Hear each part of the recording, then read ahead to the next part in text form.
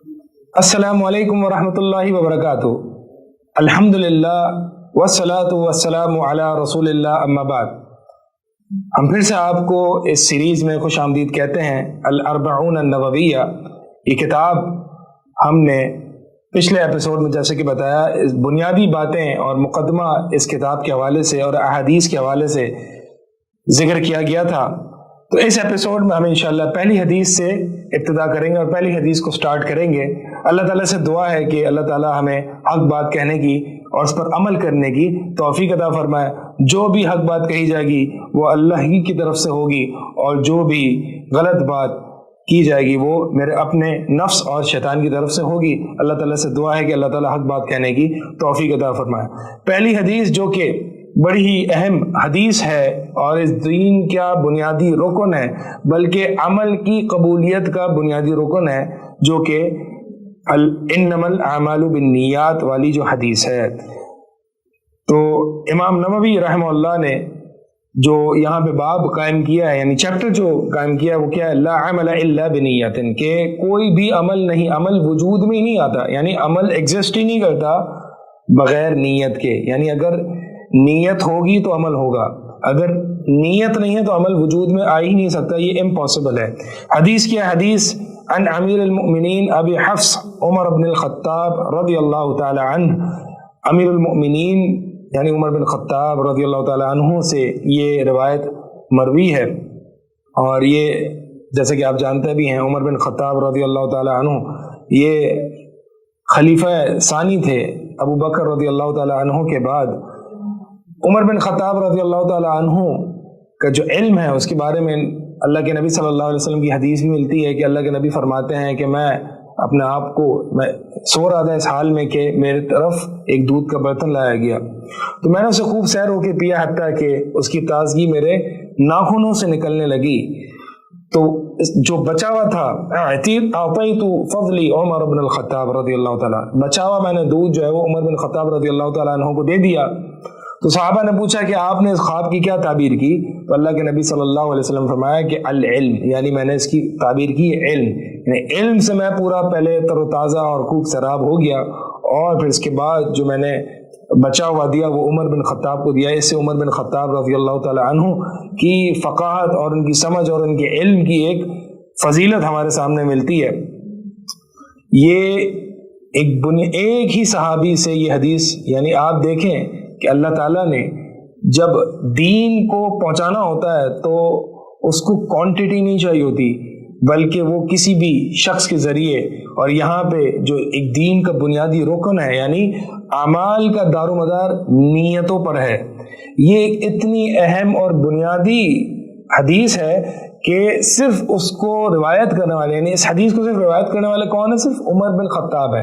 यानी तमाम सहाबा में से सिर्फ उमर बिन खत्ताब ने ही हदीस को रिवायत किया है। लिहाजा एक इतना अहम मामला जो कि सिर्फ एक ही शख्स, और वो शख्स भी कोई आम आप और मुझ जैसे शख्स नहीं है, बल्कि वो नबी सल्लल्लाहु अलैहि वसल्लम और अबू बकर के बाद अफजल तरीन शख्सियत है, और वो है उमर बिन खत्ताब रज़ियल्लाहु ताला। तो अल्लाह ताला अगर किसी शख्स को दीन पहुंचाना चाहे तो वो लोगों का मोहताज नहीं है। वो उससे ऐसा नहीं है कि अगर हम नहीं होंगे तो अल्लाह ताला अपने दीन का काम नहीं ले सकेगा, बल्कि अल्लाह ताला तो अपने दीन का काम एक फासिक और फाजिर के जरिए भी लेता है। तो अगर हम किसी खुश फहमी में हैं कि अल्लाह ताला जो है वो हमारा मोहताज है या लोगों का मोहताज है अपने दीन को आगे पहुंचाने में, तो ये हमें गलत फहमी दूर कर लेनी चाहिए, बल्कि अल्लाह ताला बगैर वसाइल के भी अपने दीन को पहुंचा सकता है। जैसे कि हम यहाँ देखते हैं कि सिर्फ तमाम सहाबा में से एक सहाबी को चुना अल्लाह ताला ने, और वो उमर बिन खत्ताब, इस दीन के बड़े बुनियादी फ़र्ज़ को और बुनियादी कायदे को आगे हम तक मुंतकिल करने के लिए। हदीस है कि उमर बिन खत्ताब फरमाते हैं, मैंने रसूलुल्लाह सल्लल्लाहु अलैहि वसल्लम को फरमाते हुए सुना, इन्नमल आमालु बिन्नियात, के अमाल का दारोमदार नीयतों पर है।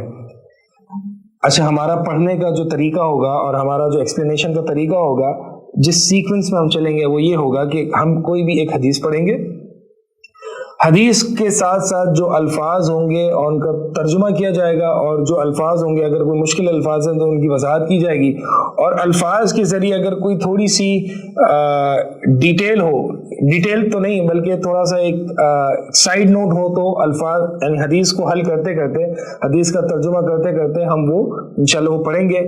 پھر اس سے حدیث سے حاصل ہونے والے فوائد اور احکامات کو ہم حدیث کے ترجمے اور حدیث کی مختصر سی شرح کے بعد ہم یہ کریں گے. تو حدیث سے مختصر سے فوائد حاصل ہونے والے اور احکامات جو ہے وہ ہم انشاءاللہ حدیث کو پڑھنے کے بعد ہی یعنی حدیث کے ترجمے کے بعد ہی ہم سمجھیں گے. انما الاعمال بالنیات، چونکہ یہ بنیادی حدیث ہے اور بڑی حدیث ہے، بڑی اہمیت کی حامل ہے، تو اس میں بہت ساری باتیں ہیں انشاءاللہ کرنے کو، وہ ہم آپ کے سامنے اس ایپیسوڈ میں بھی اگر ہو سکا، ورنہ انشاءاللہ ہم نیکسٹ ایپیسوڈ میں اس کو اسی حدیث کو ہم کنٹینیو کریں گے. انما جو ہے وہ صیغہ حصر ہے، اور انما صیغہ حصر کا مطلب یہ ہوتا ہے کہ جو بات یہاں پہ کہی جا رہی ہے بس وہی ہے، اور اس کے علاوہ جو کچھ ہے، جو کوئی پاسبلٹی ہے، جو کوئی امکان ہے، اس کی نفی کی جاتی ہے. یعنی ثبوت ما ذکر ونفی ما سوا، یہ حصر کا معنی ہے کہ جو چیز اس میں ذکر کی جا رہی ہے وہی چیز ہے، اور اس کے علاوہ اور تمام چیزوں کی یعنی تمام امکانات یا تمام پاسبلٹیز کی نفی ہے. تو اللہ تعالیٰ، اللہ کے نبی صلی اللہ علیہ وسلم نے یہاں پہ صیغہ حصر کے ساتھ یہ جملہ عطا فرمایا کہ اعمال کا دار و مدار نیت پر ہے، یعنی اعمال کا دار و مدار صرف اور صرف نیت پر ہے. عمل کو جج کیا جائے گا نیتوں کی ہی بنیاد پر، اور کسی کی بنیاد پر جج نہیں کیا جائے گا. اور یہاں پہ اعمال میں اقوال بھی داخل ہیں، چونکہ اقوال جو انسان منہ سے کہتا ہے وہ بھی عمل ہی ہے. یہ عمل اللسان ہے، یعنی زبان کا عمل ہے. اسی طرح عمل القلب بھی ہے جو کہ دل کا اعمال ہوتا ہے، جن کو افعال القلوب کہا جاتا ہے، جیسے کہ محبت، امید اور خوف اور خشیت، یہ سارے دل کے اعمال ہیں. تو اعمال جو ہیں وہ دل کے بھی ہوتے ہیں اور ظاہری اعضاء کے بھی ہوتے ہیں اور لسان کے بھی ہوتے ہیں. تو انما الاعمال بالنیات، یہ اعمال کا دار و مدار تمام اعمال کا، جو بھی انسان کہہ رہا ہے، جو بھی انسان دل سے عمل کر رہا ہے، جو بھی انسان ظاہری عمل کر رہا ہے اعضاء سے، تمام اعمال کا دار و مدار نیتوں پر ہے. امام شافعی رحمہ اللہ اس حدیث کے بارے میں فرماتے ہیں کہ اس حدیث یعنی یہ جو حدیث ہے اس میں ثلث العلم ہے، 1/3 علم اس حدیث میں. اور وہ کیسے؟ اس قول کو سمجھاتے ہوئے جو ہے وہ ابن دقیق العید رحمہ اللہ فرماتے ہیں کہ یعنی ثلث العلم کیسے ہے؟ ثلث العلم یعنی 1/3 علم ایسے ہے کہ چونکہ دین یعنی علم جو ہے وہ 3 طرح سے منقسم ہے. ایک تو زبان کے ذریعے، ایک جو ہے وہ اعضاء کے ذریعے، اور ایک جو ہے وہ دل کے ذریعے. تو چونکہ نیتوں کا تعلق دل سے ہے، نیت کا محل جیسے کہ آگے ہم ذکر بھی کریں گے، نیت کی جو لوکیشن ہے وہ دل سے ہے، تو لہٰذا 1/3 چونکہ اعمال تینوں جگہ سے ہو سکتے ہیں. دین عمل کا نام ہے، اور عمل تینوں جگہ سے ہو سکتا ہے، زبان سے، دل سے اور اعضاء سے. چونکہ نیت دل کے عمل کا نام ہے، اس لیے یہ حدیث 1/3 علم ہے. اسی طرح بعض سلف نے اس حدیث کو کہا ہے کہ یہ حدیث جو ہے وہ ثلث الاسلام ہے، اسلام کا 1/3 ہے. بعض اہل علم نے اس حدیث کو نصف الاسلام بھی کہا، یعنی آدھا دین ہے. آدھا دین اس لیے کہ عمل کی قبولیت کی شرائط جو ہیں وہ 2 ہیں. ایک اخلاص ہونا چاہیے، یعنی نیت صحیح ہونی چاہیے، عقیدت درست ہونا چاہیے، اور دوسری شرط یہ ہے کہ وہ عمل نبی علیہ الصلوۃ والسلام کی سنت کے مطابق ہونا چاہیے.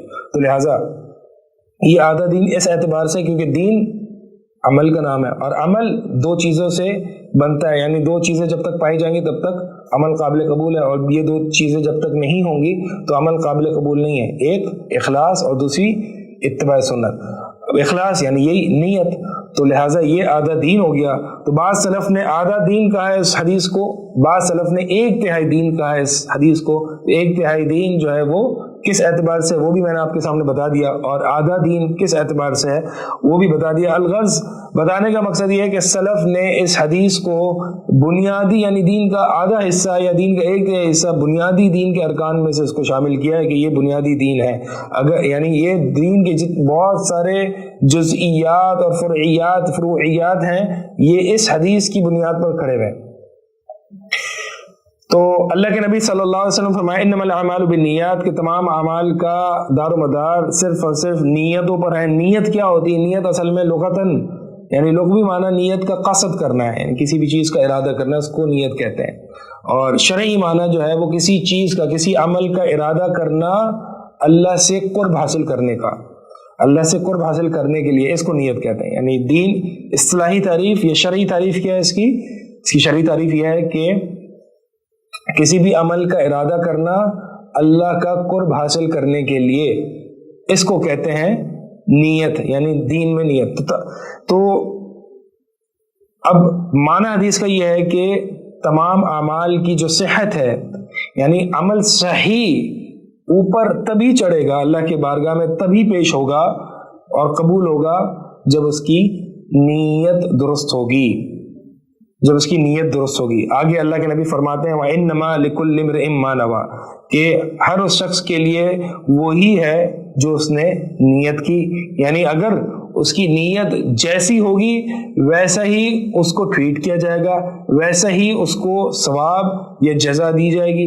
اگر تو دینی نیت ہے تو اس کو ثواب بھی ملے گی، لیکن اگر دینی نیت نہیں ہے بلکہ کوئی دنیاوی نیت ہے تو ڈپینڈ کرتا ہے. اگر تو وہ دنیاوی نیت عبادت کے اندر داخل ہے، یعنی وہ غیر اللہ کے لیے عبادت کر رہا ہے، دکھلاوے کے لیے عبادت کر رہا ہے، تو پھر اس کو سزا ملے گی. اور اگر وہ ایسی معاملہ ہے جیسے کہ آگے حدیث میں بھی آ رہا ہے، تو اس کو نہ ثواب ملے گا نہ سزا ملے گی، بلکہ وہ ایسی معاملہ تھا اللہ کے لیے اس نے نہیں کیا تھا بلکہ ایسے ہی دنیا کے لیے اس نے عمل کیا تھا.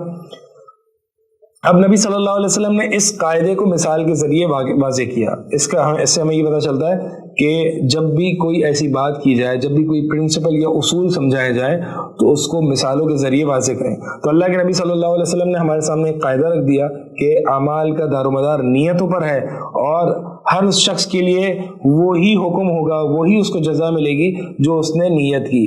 مثال کے طور پر اس بات کو ایسے سمجھ لیں فمن کانت ہجرتہ الی اللہ ورسولہ، بس جس شخص کی ہجرت اللہ اور اس کے رسول کی طرف ہوگی، فہجرتہ الی اللہ ورسولہ، تو اس کی ہجرت اللہ ہی اور اللہ اور اس کے رسول کی طرف ہی ہوگی. اس کا معنی کیا ہے، اس کی طرف آتے ہیں. ابھی صرف ترجمہ دیکھ لیتے ہیں. ومن کانت ہجرتہ للدنیا یصیبها، اور اگر کسی شخص کی ہجرت، یعنی کسی شخص نے ہجرت کی دنیا کے لیے یا پھر ایسی عورت کے لیے جس سے وہ شادی نکاح کرنا چاہتا ہے، فہجرتہ الی ما ہاجر الیہ، تو اس کی ہجرت اسی کی طرف ہوگی جس کی طرف اس نے ہجرت کی. یہ صحیح بخاری اور صحیح مسلم میں یہ حدیث موجود ہے. اب اس حدیث میں یہ جو مثال اللہ کے نبی صلی اللہ علیہ وسلم نے دی ہے، اس مثال کو سمجھنے کی کوشش کریں. اس مثال میں کیا ہے کہ جس شخص نے، یعنی دو معنی اس میں کیے جا سکتے ہیں. ایک تو معنی یہ ہے کہ جس شخص نے اللہ اور اس کے رسول کی طرف ہجرت کی تو واقعی اللہ اور اس کے رسول کی طرف ہجرت کی، یعنی کوئی عام ہجرت نہیں ہے بلکہ یہ بڑی ہجرت ہے، بڑی لیول کی ہجرت ہے. یعنی اس میں تعظیم کا معنی ہے، جیسے کہ قرآن میں بھی یہ آیت ملتی ہے کہ ومن تاب وعمل صالحا فإنہ یتوب الی اللہ متابا، کہ جو شخص اللہ کی طرف رجوع کرتا ہے، توبہ کرتا ہے اور عمل صالح کرتا ہے تو بس بے شک وہ اللہ ہی کی طرف رجوع اور توبہ کر رہا ہے. یعنی اس آیت میں، یعنی سورہ فرقان کی جو آیت ہے اس میں یہ ذکر ہے کہ جو شخص اللہ کی طرف توبہ کرتا ہے تو وہ کوئی عام توبہ نہیں ہے. یہ اللہ کی طرف جو رجوع کر رہا ہے وہ کوئی عام رجوع کرنا نہیں ہے کہ کسی نے اپنے والدین کی طرف رجوع کیا یا اپنے والدین کو منانے کی کوشش کی، اپنے بھائی کو منانے کی کوشش کی، نہیں، بلکہ یہ رجوع، یہ توبہ، یہ اللہ کی طرف توبہ ہے. تو لہٰذا یہ کوئی عام توبہ نہیں ہے، اس میں تعظیم والا معنی ہے. تو لہٰذا معنی یہ ہوگا اس روح سے کہ جو شخص اللہ اور اس کے رسول کی طرف ہجرت کرتا ہے تو یہ کوئی عام ہجرت نہیں ہے بھائی، یہ ہجرت بڑی ہجرت ہے، یہ ہجرت واقعی اللہ اور اس کے رسول کی طرف ہے. تو لہٰذا پہلا معنی جو ہے وہ تعظیم والا معنی ہے. اور جو دوسرا معنی جو ہے وہ سلف جو بعض شارحین نے، یعنی اس حدیث کو کی شرح کرنے والوں نے، بعض لوگوں نے یہ معنی کیا ہے کہ فمن کانت ہجرتہ الی اللہ ورسولہ نیۃ، یعنی جس شخص کی نیت اللہ اور اس کے رسول کی طرف ہجرت کرنا ہو، فہجرتہ الی اللہ ورسولہ شرعا وحکما، تو شرعی اعتبار سے اور حکم کے اعتبار سے، اجر کے اعتبار سے اس کی ہجرت اللہ اس کے رسول کے لیے، یعنی جیسی اس کی نیت ہے ویسے ہی اس پر حکم لگایا جائے گا کہ وہ واقعی اللہ اور اس کے رسول کی طرف ہجرت کر رہا ہے.